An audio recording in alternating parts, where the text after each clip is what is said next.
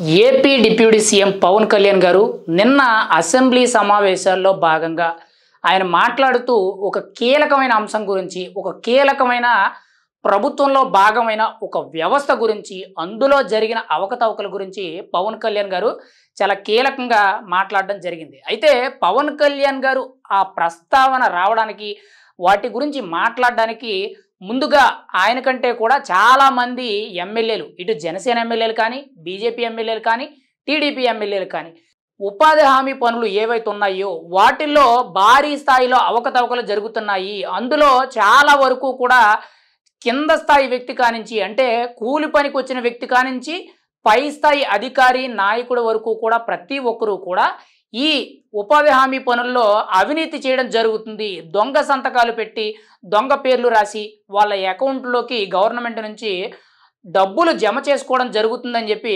చాలామంది కూడా ఎమ్మెల్యేలు పవన్ కళ్యాణ్ గారికి ప్రశ్నలు ఎత్తడం జరిగింది. అయితే ఇక్కడ పవన్ కళ్యాణ్ గారు పంచాయతీరాజ్ శాఖ మంత్రి అండ్ గ్రామీణాభివృద్ధి శాఖ మంత్రి కాబట్టి ఈ ఉపాధి హామీ పనులు ఏవైతే ఉన్నాయో, అంటే ఈ NREGS national rural and employment development ఏదైతే ఉందో ప్రత్యేకించి కూడా ఈ భాగం అంతా కూడా కేంద్ర ప్రభుత్వానికి సంబంధించింది. కానీ రాష్ట్ర ప్రభుత్వానికి కొద్ది మోతాదులో కొన్ని నెలల వ్యవధిలో లోకల్గా ఉండే, అంటే గ్రామీణ ప్రాంతాల్లో ఉన్న ప్రజలు ఎవరైతే ఉన్నారో వాళ్ళకి చెరువు పనులు కానీ, కాలువ పనులు కానీ, లేదనంటే ఇంకొకటి అనేటట్టు రకరకాల ఏదో ఒక పని చేయించి వాళ్ళు చేసిన పనికి తగ్గగా కొంత డబ్బులు అనేవి వాళ్ళ అకౌంట్లో జమ చేయడం జరుగుద్ది. అయితే ఈ ఉపాధి హామీ పనులకు సంబంధించి పవన్ కళ్యాణ్ గారి శాఖల్లో భాగం కాబట్టి పవన్ కళ్యాణ్ గారు ఆ అడిగిన ఎమ్మెల్యేలందరికీ కూడా చాలా క్లియర్ కట్గా వివరణ ఇవ్వడం జరిగింది. అయితే ఆ వివరణలో చాలా కీలకంగా చూసుకుంటే దాదాపుగా 2024-25 ఆర్థిక సంవత్సరానికి, అంటే గత ఏడాది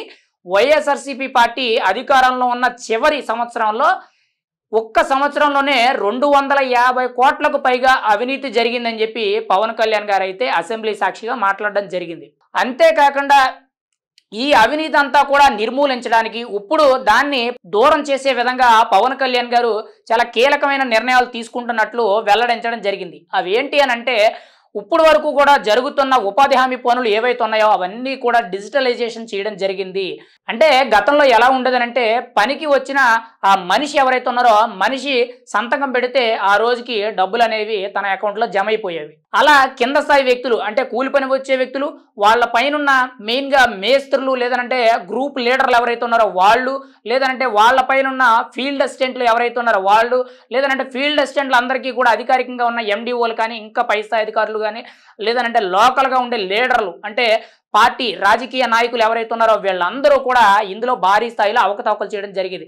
ఎంత తక్కువ లేదన్నా కానీ ఒక గ్రామం నుంచి తక్కువ 10 లక్షలనో, 25 లక్షలనో, 30 లక్షలు అని చెప్పి ఇందులో అవకతవకలు జరిగాయి. ఎందుకు అనంటే ఇది కేంద్ర ప్రభుత్వానికి సంబంధించిన వ్యవస్థ. కాకపోతే రాష్ట్ర గవర్నమెంట్ దీన్ని రూల్ చేయడం అయితే జరుగుద్ది. కానీ ఎక్కడా కూడా పూర్తి స్థాయి విచారణ అనేది జరగడం కానీ, నిఘా పెట్టడం కానీ ఇటువంటివి ఏమీ లేకపోవడం వల్ల చాలా మంది కూడా కింద స్థాయి వ్యక్తుల కానించి పై స్థాయి వ్యక్తుల వరకు కూడా అందరూ కూడా అవినీతి చేయడం అయితే జరిగింది. అయితే పవన్ కళ్యాణ్ గారు ఇప్పుడు దాన్ని డిజిటలైజేషన్ చేయడం, మెయిన్గా ప్రతి ఒక్కరి ఫింగర్ ప్రింట్ తీసుకోవడం, టైం సెన్స్ అనేది చాలా క్లియర్ కట్గా మేనేజ్ చేయడం, అంతేకాకుండా ఐ కాంటాక్ట్, అంటే కంటిని ఫోటో తీసుకోవడం, ప్రత్యేకించి కూడా వారం అంతా కూడా ప్రతి మనిషి వచ్చిన రోజు సంతకాలు పెట్టడం, మళ్ళీ వారం చివరి రోజు సంతకాలు పెట్టడం, మెయిన్గా ఆ డిమాండ్ పేపర్స్ ఏవైతే ఉన్నాయో, అంటే పని కల్పించాలని చెప్పి డిమాండ్ పేపర్స్ ఏవైతే ఉన్నాయో వాటికి కానీ ప్రతి ఒక్కటి కూడా, అంటే అక్కడ పని ఎంతవరకు జరిగింది, ఏం జరిగింది, ఎవరు చేశారు, దానికి ఎంత ఖర్చు అయింది, దానికి నిధులు గవర్నమెంట్ తరపు నుంచి ఎంత కేటాయించారు, ఎంత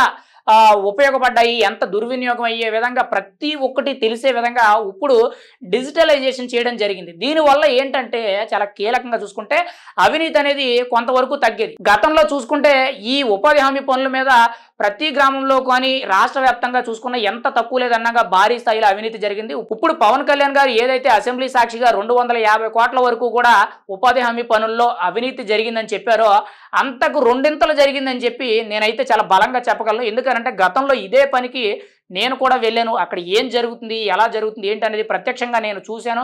చాలామంది ఎవరెవరు ఏ విధంగా అవకతవకలు చేస్తారనేది కూడా నేను ప్రత్యక్షంగా చూడడం జరిగింది. అందుకే ఈ వీడియో చాలా మందికి కూడా తెలిసే విధంగా అందులో జరిగిన అవినీతి అంతా కూడా పవన్ కళ్యాణ్ గారు ఏదైతే చెప్పారో నేను కూడా చూశాను కాబట్టి చాలా క్షుణ్ణంగా చెప్పడం జరుగుతుంది.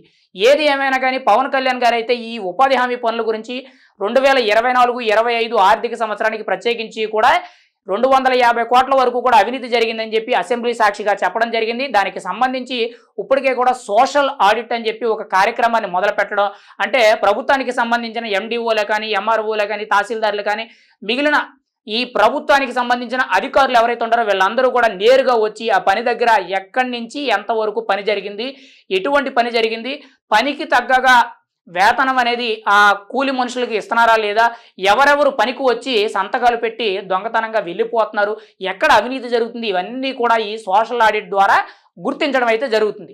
ఇప్పటికే కూడా దాన్ని డిజిటలైజేషన్ చేయడం, ఇటు ఏమో అధికారుల నిఘా పెట్టడం, ఒక రకంగా చెప్పాలంటే అవినీతి అంతా కూడా కొంతవరకు దూరమైందని మనమైతే చెప్పుకోవాలి.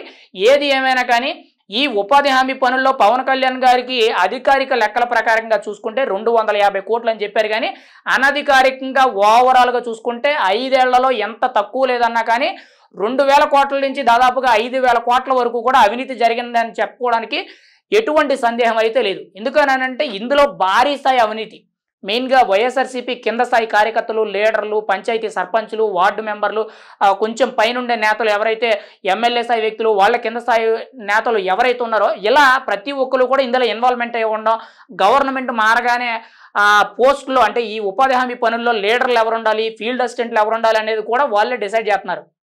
ఇది కేవలం ప్రభుత్వం పనే, కానీ రూలింగ్ అంతా కూడా లోకల్గా ఉండే నాయకులందరూ కూడా పెత్తనాలు చెలాయించడం అయితే జరుగుతుంది. ఏది ఏమైనా కానీ ఈ ఉపాధి హామీ పనుల్లో మాత్రం ఏదైతే అవకతవకలు జరుగుతున్నాయో దాన్ని పవన్ కళ్యాణ్ గారు బయట పెట్టడం, దాన్ని కరెక్ట్ చేసే విధంగా పవన్ కళ్యాణ్ గారు అయితే కొత్త కొత్త నిర్ణయాలు తీసుకురావడం జరుగుతుంది. గత ప్రభుత్వంలో వైఎస్ఆర్సీపీ ఏదైతే అవినీతి చేసిందో అదంతా కూడా బయటకు తీసుకురావడం అయితే జరుగుతుంది. ఖచ్చితంగా తిన్న ప్రతి ఒక్క రూపాయిని కూడా బయటికి కక్కించే విధంగా ఉప ముఖ్యమంత్రి పవన్ కళ్యాణ్ గారు అయితే ఆల్రెడీ అధికారులందరినీ కూడా మెయిన్గా పంచాయతీరాజ్ శాఖ అధికారులు, గ్రామీణ నీటిపారుదల అభివృద్ధి శాఖ అధికారులు ఎవరైతే ఉన్నారో వీళ్ళందరికీ కూడా ఆదేశాలు ఇవ్వడం జరిగింది.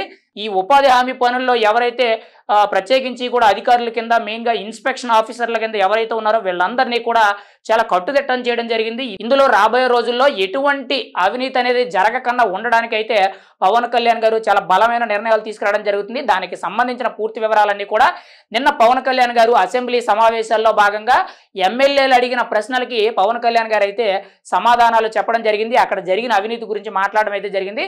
కానీ ఈ వైఎస్ఆర్సీపీ నాయకులు, వైఎస్ఆర్సీపీ గవర్నమెంట్లో జరిగిన అవినీతి అంతా కూడా బయటకు తీస్తామని చెప్పారు. మరి అది ఏ విధంగా జరుగుద్ది అనేది మనం అయితే ఎదురు చూడాలి.